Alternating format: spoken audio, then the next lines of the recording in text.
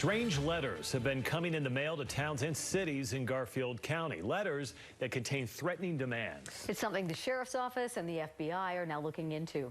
News specialist Alex Cabrero is live in Panguitch tonight with this exclusive story. And Alex, we don't know yet if these letters contain actual threats, right? Right, Dee Dee. We know the threats being made in the letter. We just don't know if this letter is actually from the organization that it claims to be from, or if this is just some type of sick prank. Either way, they are certainly getting a lot of attention, especially with the current social justice climate in our country. Things are normally peaceful in Utah's rural counties. It is God's country, and I'm very fortunate to be here. But letters that have been coming in the mail the past few days to Garfield County don't seem peaceful at all. Some of them were very concerned.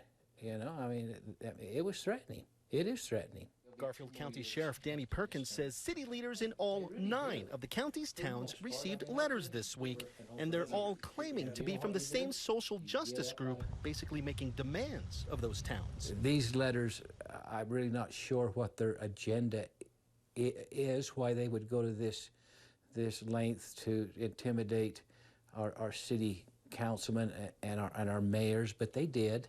In these letters, there are demands such as the town use eminent domain to seize property and give it back to black, brown, and red people, that 90% of the town's unused budgets be donated to Democratic elections, and to create laws giving oversight and authority to certain social justice and socialist groups. The letter goes on to say if demands aren't met, those towns will face our wrath, and that the group has the cell phone numbers and home addresses of city leaders so that they choose wisely. And that upsets me. I mean, come on.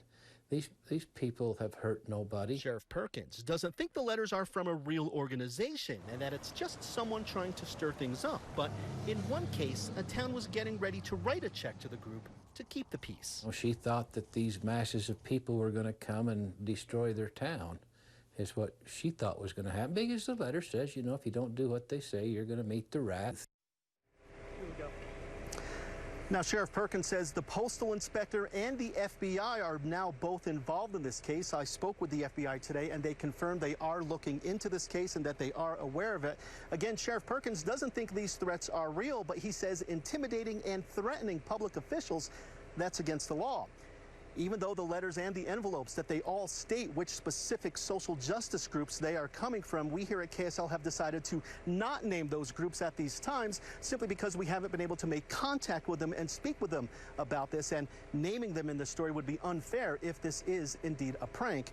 But we will certainly follow up on this story as we get more information.